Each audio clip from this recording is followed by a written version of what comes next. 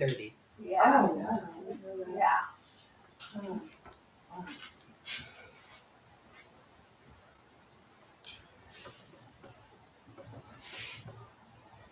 Am I active yet? I think so. Welcome to Facebook viewers and the YouTube viewers. This is a special Sunday edition from the Home Center. We're celebrating our 31st anniversary today. Woohoo! 31. All right, into our opening prayer. God, the Home Center has been here for over 30 years. Its rebirth as Home Spiritual Center had its first year, and we are still kicking. So how did we do? I suspect there has been a great deal of prayer involved. Now, prayer is a two-way conversation between ourselves and God. When we listen and know God is listening, things happen. When we prayed freely, without fear of being misunderstood or shamed. By the results, I am sure God, the universe, listened and responded. Our prayer brought us hope. Every prayer was a prayer for strength, a prayer for belief, a prayer of knowing the truth. We are here for the long haul, to complete the job began by Reverend J. Smith those 31 years ago. I will not guess how much longer we will be here now. I'm pretty sure we will be here as long as the job takes to bring love, light, compassion, and forgiveness unconditional.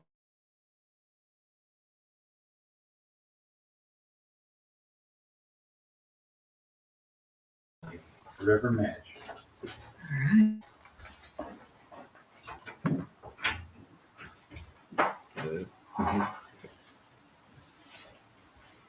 All right, thank you. Thank you, everybody, for being here, and thank you for that wonderful prayer. Yeah, today is a very special day, and I'm honored to be standing here on this day, of course, as well. We didn't make so much of a big deal out of it last year. We were still kind of reeling from the passing of Jay and Joe's progression of his health, so we had a hard time focusing. So this year, yeah, we're paying attention, and we're going to talk about it. So, and it's actually the day of. It was the 25th of June in 1992. Oh, what? Yeah, so it's when the official founding of it happened with the state, I believe it was.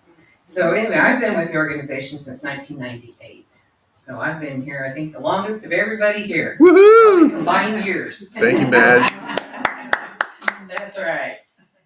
So anyway, I want to share with you some of the history, because so many of you are fairly new to Home Center, and especially since COVID, a lot of you have arrived since COVID, and so there's a lot of history, rich history, I think anyway, of what Home Center has, where it's been, and where it's come from, and the things that keep me inspired, keep me moving forward. So as we know, you've heard of Reverend J. Smith Jr. He was the founder of the Home Center, and just to give a little bit of his history. So they have the first slide up. I'm getting it right there, right behind you. Hang on Okay. one quick second. Just going to get it on for our viewers. Okay.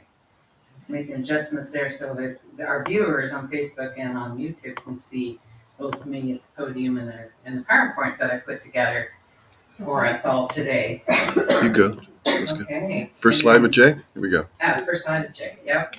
So Jay was born in 1930, and he passed away just shy of his 92nd birthday. And he was always working so hard against the process of aging. He was always, I'm seeing myself at 40, I'm seeing myself at 40. And I really truly think that's what kept him going. He stayed very, very young for a very long time. He was in his upper 80s before he really started showing any kinds of symptoms of older age.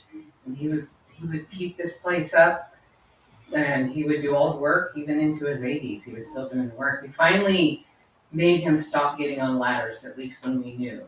I suspect he's still climbing on ladders on occasion, but he was amazing in keeping himself upright and sane and able-bodied. He did a really, really good job. And he had all his faculties right up to the end. And he was born in Pennsylvania, and he received his spiritual training in Pennsylvania at the Spiritualist Church, more commonly known as Lilydale, which is the hub of spirituality. And it was, doing what we're doing here way back in the day, in the 1800s. So that was like the grandfather of spirituality. So he would love that his landlord would take him at some point in time. She says, "You need to get familiar with religion." And so his landlord took him to all the different churches, trying to help him be exposed to finding the spiritual home or religious home, whichever. And so she took him to all these churches, and she ran out of churches. Nothing was landing with him. Finally, the last church that she hadn't taken him to was the Spiritualist Church. So she finally took him there to the Spiritualist Church, and he would tell the story that when he walked in the door, his grandmother materialized in front of him and said, yeah. So he knew he had found his church, and he was just a young man in his 20s at the time. So at that time, they gave readings at the end of the service to the public, like we do on Wednesday nights. Our church services are patterned after the Spiritualist organization, but we're not a part of them. But because that was Jay's training, and he's the one that set the pattern, and it's working for us. So Wednesday nights, we give the readings. Well, they did this on Sundays after church or after the service. Leaders there gave him a reading and said, "You're going to be up here in 5 years." First time there. He was a little terrified, but in 5 years, due to a chain of events and some beginning trainings, he was up at the podium in 5 years, just as they had said. So he trained hard as an intuitive reader, and at that time they called it being psychic. They didn't have the word intuitive readers. It was being a psychic at that time. So he told me the story the very, very first time he stood up in church to give the messages to the congregation. He said it took him 5 minutes to get his first reading. And I thought, I relate to that sometimes when we're in training and we're learning things new and we're kind of stumbling around. It's like it even took him, who was a master at years later when he founded Home Center, he was a master at that. One of the best I know of. But he started out with standing there waiting 5 minutes to get a message in his beginning days. So we all have a beginning start. We all have a place where we begin, and then we go down the journey. We don't start out masters. We start out at the beginning. So anyway, with a little practice and a little time, he got better and better. And then when I met him, he was at the Spiritualist Church down here in Salem. We used to have a Spiritualist Church in Salem down on Madison Street. And I would watch him. He was one of the ministers there. And I would watch him. What they did there is they would have message work in the room in the back. And there would be like 20, 25 people sitting around the edge of the room in chairs waiting for a message. And he was given the task in 30 minutes to give everybody a message. The expectation was everybody got a message. And he was so good and pushed himself so hard that he would tune into that person, because to give a message means you have to tune into their frequency.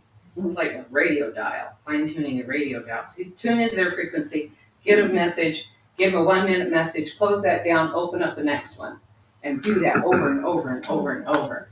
And I would watch him thinking, oh my God, and he would get frustrated. He wasn't, he had a little edge to his personality when he was frustrated. But what he was frustrated over was the same people coming every Sunday and giving the same message, and they still hadn't done anything with it. Because he could see their potential. Do something with it. Don't waste my time. So anyway, but that was amazing to be able to do that. And then he would go out to the healing chairs out front and give healing to the people who sat in his chair. And then he would give a sermon. Oh, geez. That's way too much. But he really pushed himself for that level of excellence. So he was really amazing in that regard. And then he would, let me see where I'm at. And then during his training years, he learned Oh, well, he learned from the best of the best at Lily Dale, and they would, in this message work, giving a message up here, you had to be 40 minutes for a dynamic service, for a dynamic sermon. And if you were less than 40 minutes, those elders were on you. And if you were more than 40 minutes, those elders were on you. Chop, chop. They were not easy. So he really had high standards to meet. And then during that period of time, he just taught himself about energy work. He taught himself how to use electricity from the electrical outlets to fuel him. And I tell you, if you put a tape recorder between you and the electrical outlet, it got ruined because he knew how to conduct that energy. He knew how to pull that energy out of there to keep himself going and be energized. It was amazing. He was amazing. With tape recorders, so we learned where to had to be a certain distance, had to be not around an electrical outlet. So he and that was self-taught. He really pushed himself to be really good at that and to channel. He was a very good channel. But he always wanted more. That was one of his things. He always wanted more, and he wanted more for everybody else. And he would get cranky with people when he could see their potential. He could see what they could do, and they weren't fulfilling it. So he kind of earned a reputation of, not being always nice, but there was usually a reason for it, why he wasn't nice. But anyway, then he wasn't happy because he wanted more. He wasn't happy with the Spiritualist Church because they were pretty content with where they were at. And so he left, and most of the congregation followed him. And which he didn't plan on, he just couldn't do that. But anyway, most of the folks followed him. And then he rented a few places around town. I used to pop in, that's where I started popping in and out because I kind of followed him, but I really wasn't a part of it yet. Because I'd met him at the Spiritualist Church, and then I followed him around. He rented different spaces in different areas and held services and classes. And then he finally, with the folks that were really dedicated at the time, they met in his living room and they came up with the name Home, helping ourselves master every day. And so it stuck. And which one do we have up there now? Yeah. So then he stayed with that. And one of the things I do want to say that since I mentioned his crankiness, what I also want to mention is the softer side of him. He would always support me or anybody that really tried, anybody that made a really honest effort and they flubbed up. He would never punish you for it. Oh, thank you. You're welcome. He would never punish you for it. He would always, if I messed up and I'm like, Jay, I really blew it this time. I just did not do this and this and this right. He would say, it's okay. It's okay. That's how you learn. And then we moved on. And I always so appreciated that about him because he did have that side to him where it was like, it's okay. That's what you're doing. Like here, his very first sign that was made for the home center, and it says Metaphysical Center on it, which sets the city of Salem in an uproar because they weren't ready for it in 1992. That word metaphysical, nobody knew what it meant yet. And so if you don't know what something means, you assume it's something bad, right? So out of pressure from the community, not people coming here, but out of the community. People were afraid to come here because they didn't know what it meant and they didn't want their families to criticize them. So under pressure, he changed it. But I love it. Now it would be so fitting. Now people are saying, why don't you just put metaphysical on it? It's a no-brainer. What's wrong with you? Progression. This was it then, and we moved along. But anyway, so I think Home Spiritual Center says it very well, which is where we are now as well. It still says what we are. So when he purchased this place, there's quite a story to it. He was $20,000. Well, when he was looking for the down payment on it, he found this place, looked it over, and then he was $20,000 shy of putting a down payment on it. So he was manifesting. He says he just paced the place and just was all, bring in $20,000. Very good. Somewhere it's got to come in. It's got to come in. And right at the last hour, someone called him and said, hey, I've cashed out my stocks and I have $20,000 I'd like to donate. And he just, I'm sure he went to, there's a little crump on the floor. So he, there was exactly what he needed to put the down on this place. And so he did, went down, got it in and got moved in. And the place, when they first bought it, this place was covered with this you couldn't even see. It was covered up to blackberries up to here. This was a shop, this was a greenhouse, and the main building was owned by somebody who was I call him a collector of stuff. Jake didn't know the square footage of the rooms, he'd have to look at the ceilings to see how big the room was. But he knew it was the right place. So after several years of work of every day just cutting blackberries back, bushes back, you couldn't see the front of the building either for the bushes, the shrubs and everything, and you couldn't even see that there was a building back there. The bushes back and clearing the blackberries. We have this that you can see now. One of the photos is, of course, this back parking lot.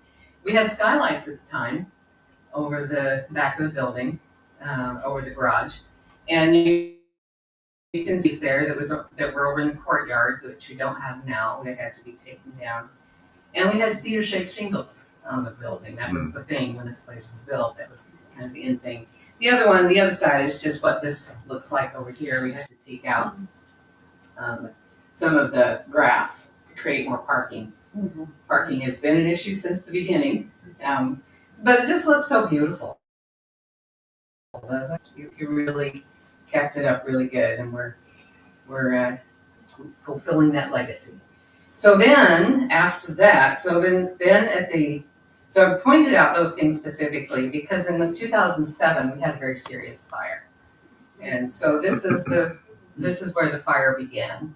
It was on the back side of the garage, and we had at that time kind of a tent, one of those plastic garage things, and in fuel, wood, a barrel, all the things for somebody to decide to make a fire in or with in the middle of the night. So we don't know whether it was a homeless person trying to keep warm, it was cold, or whether it was some kids that were across the street watching, just being kids, mischievous in the middle of the night. But anyway, the fire was started in that thing, and then it took off and it went up the eaves, and it completely burned the whole upstairs of this side of the building. And then and you can see the trees down. Oops, sorry. Yeah, back it up once. You can see the trees down. The trees on the back were scorched. So maybe quite a few of those had to be taken down as well. We were too close anyway, but they were damaged. So that's the trunks that are down there. And that's now where we drive through. That's where we have a drive through. Okay, so the next slide is the loft. The first one that has the black is the loft upstairs. That's the You can star see room? The star room? No, this is the loft Oh, between, through.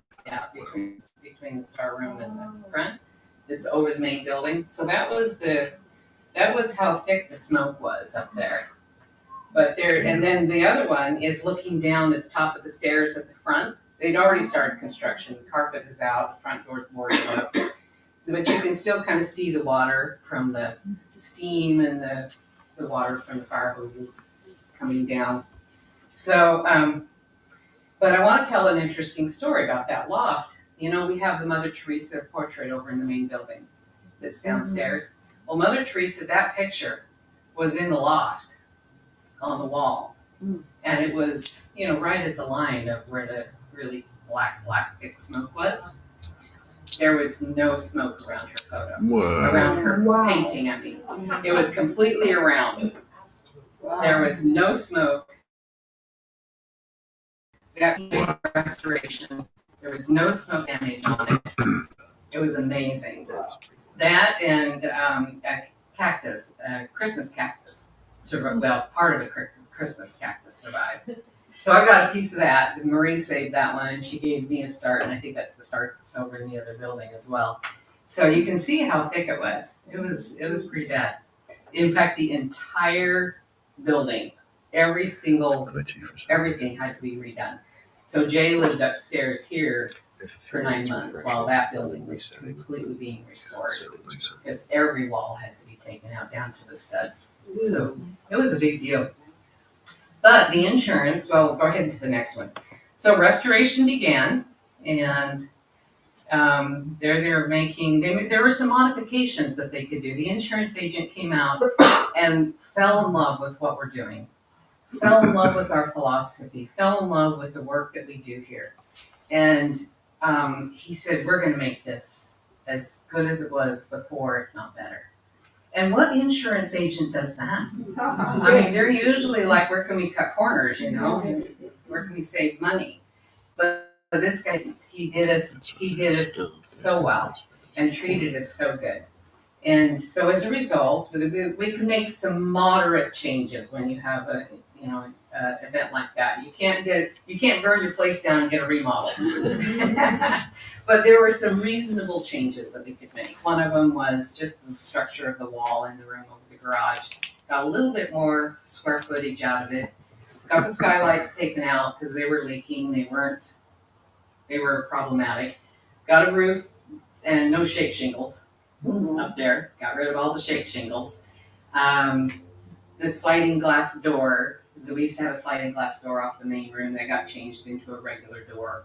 So little things like that. And then we also, let's see, oh yeah, maybe go forward. Is it the one with the 2 posts? Oh yeah, that's the one I want to show you. So the very first picture there, you can see the 2 posts coming down. We used to have, yeah. And so as a result of the fire, they were able to move those posts out of the middle floor and into the wall instead, because everything was exposed. So that was a legal change to make. So that really helped. And then that sliding glass door that you can see is gone. That's a regular door. We had so many people walking through it, trying to. Nobody actually made it, and the glass never broke, but we had some flattened faces. So it was better to have that mirror or that glass door gone. Yeah, so we could make some improvements in that way. And then the second picture shows all of the shake shingles being taken off and the new roof coming on. So, and then the next one is the finished product. So it was completely restored 9 months later, and it's all ready for business. 2007. Yeah.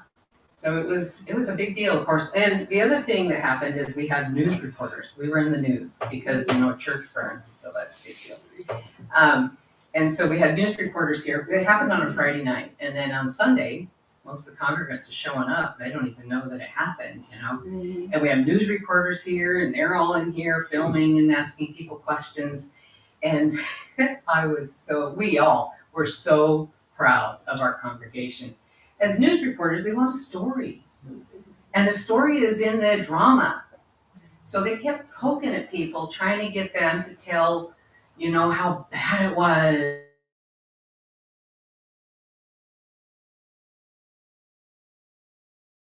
It's so hard to get anybody in our congregation to bite into that mindset. Nobody did. Everybody was like, well, it happens. There was no lives lost. This can be replaced. It's going to be fixed. We're good. And they just didn't have much of a follow-up story for us either, because there wasn't a story. But they loved us. They were like, there's just nothing like you guys. This is, you people are amazing. So personally, they had a great relationship with us. But news-wise, it was kind of a boring story.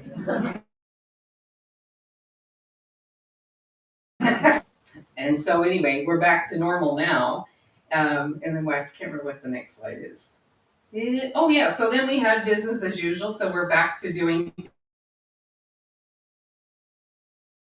things. Joe and Mary Lou is the 2 that you know.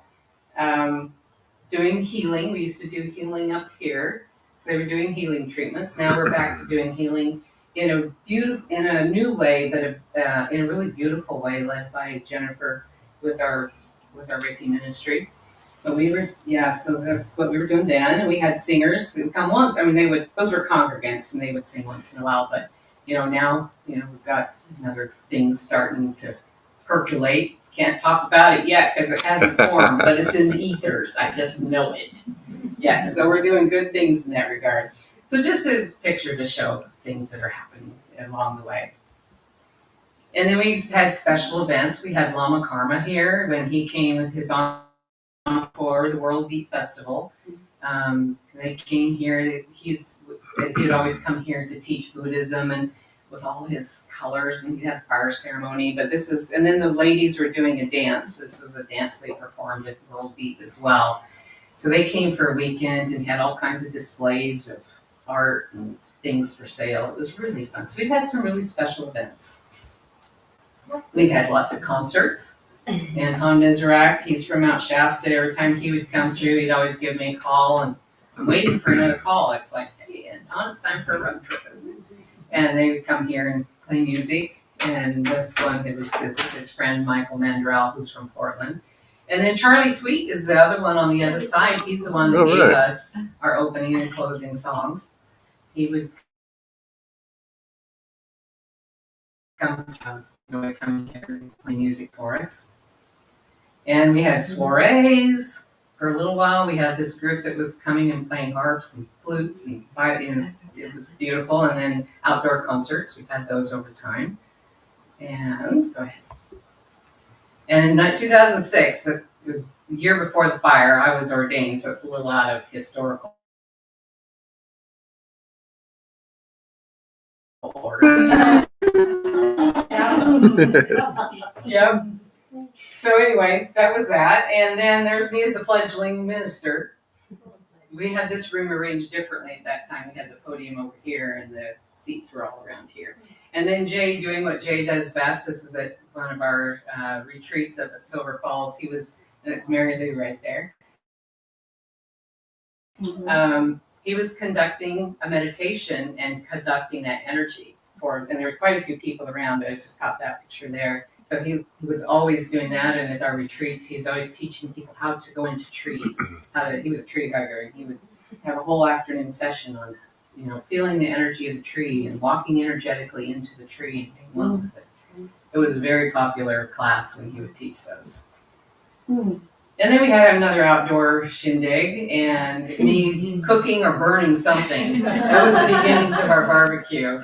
I'm like, wow, I don't know what is going on with this thing. I was trying to feed the flocks on that teeny tiny barbecue. I was trying to go. And then we had a 20-year anniversary, and the newspaper reporters came one day during our celebration, and they said, "We're having a slow day. We're looking for a feel-good story. You're it." I was like, "Sweet, okay." So they took pictures and featured us in the Statesman Journal, our 20-year anniversary. So that was fun. Then we had a murder mystery. Had a couple of murder mysteries at the time. That's Joe there. He put his role was prisoner, so he was home pen. He was from the home pen, and his prisoner number was 3892. That's our address. I don't remember what my role was. So anyway, that's Joe and I. And then the next picture was we had a fair out back. There's Jade and Julie and her daughter Joanne, her daughter-in-law. And then this is when Connie was ordained in 2017. Nice. So that was our ministerial team at the time. Wow. Yeah. So Jay, Connie, Joe, and I were the ministerial team then. So, and then in 2019, the Home Academy began, and we'll pause it there for a few moments. So I'm way out of order on my slides. There's some cool stuff that I'm forgetting to tell you. In 2014, actually, Jay and I started the ministerial program. And so and then Connie graduated in 2017. So we did start that way back when, and then Kendra came somewhere in that same time frame, and she helped develop the Home Academy. And so the first picture here is one of the groups of Home Academy folks that came through. We're going to be resurrecting those soon. And then in 2020, those are the graduates of our ministerial program, and Kendra and Jennifer are in that group. Yeah. So, and then COVID hit, and we only missed one session. we had to close down Wednesdays, but Sundays we kept going. We missed one Sunday, and then we started recording. I figured out how to use our phone to record our services. I learned very fast how to use an editing program and how to use Zoom. Recording, editing, posting, and that time was just on YouTube. I hadn't learned Zoom yet. And then Zoom came in within a few weeks. So this is us over in the other building recording our services. And what's working?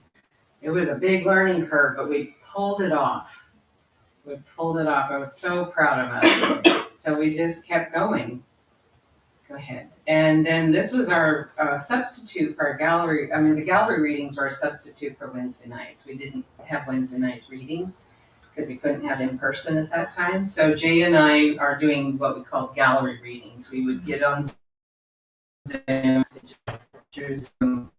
and Jay set up the background there. You can see the background with that beautiful table. So it's a nice setting. He did all of that, and we had fun.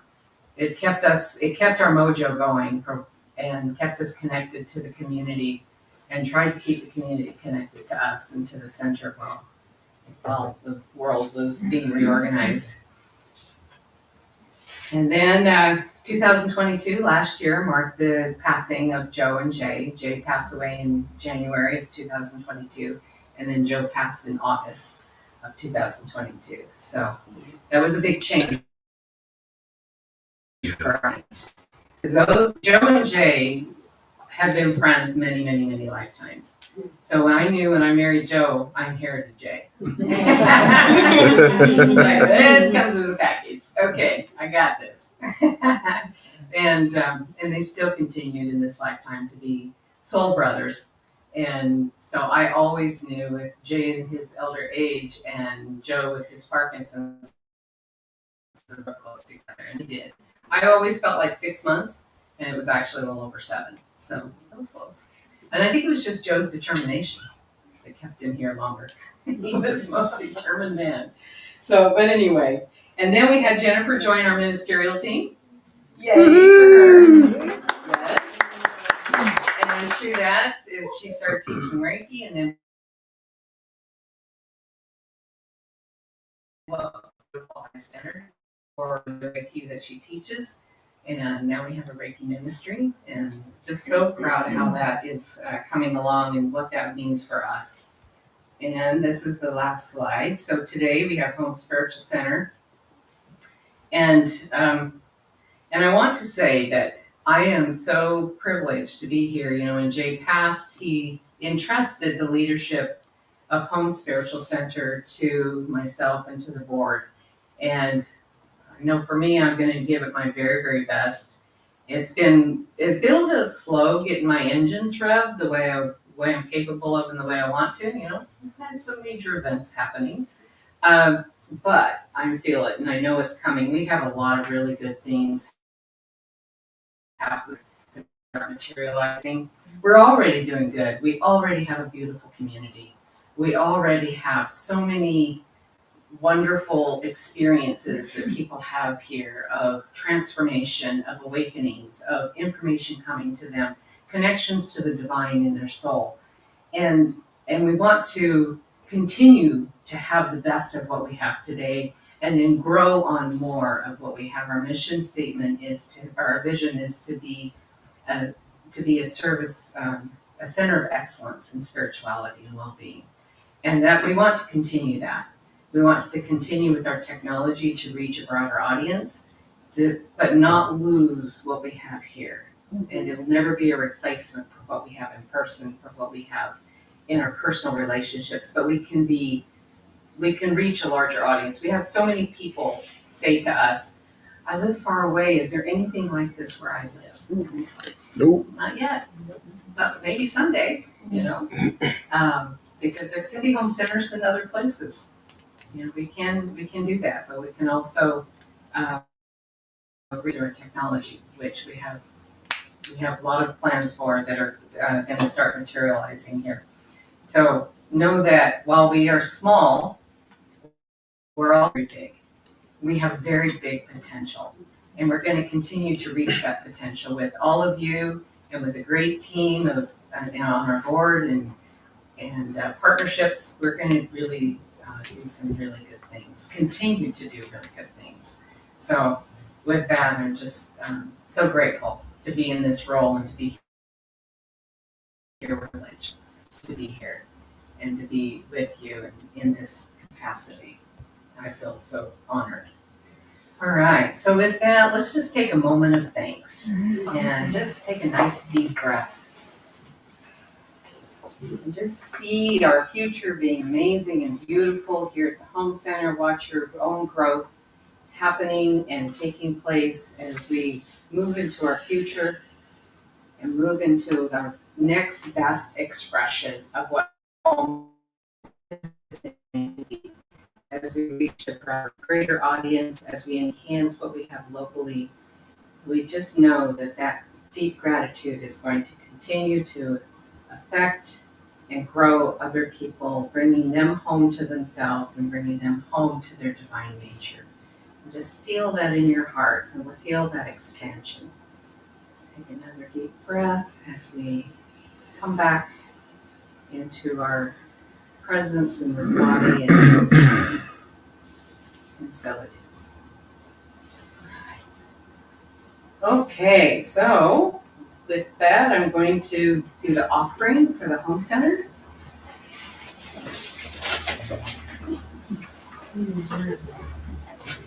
All right, take your gift and put it between your hands.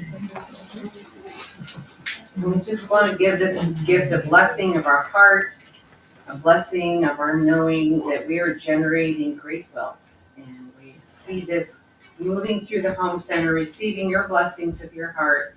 And we send it back out into the universe in the flow of the universe. And we see it coming back to you 100 times. It's your highest and your greatest good. All right. Be so. Amen. And bless you back there.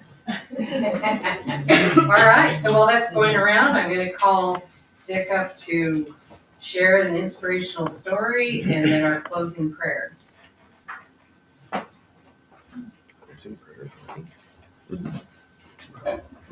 do announcements and shit afterwards. It kind of cleans up the situation.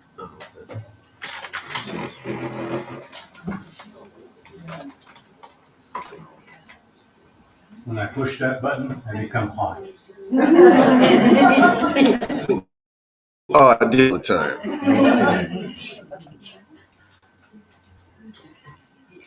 My inspirational story, find my glasses over here, here we go, is from remembering who you truly are. You guys might be getting tired of hearing from that, but it's got lots of good stories in it. Today's story is from God's Day 16. Anticipate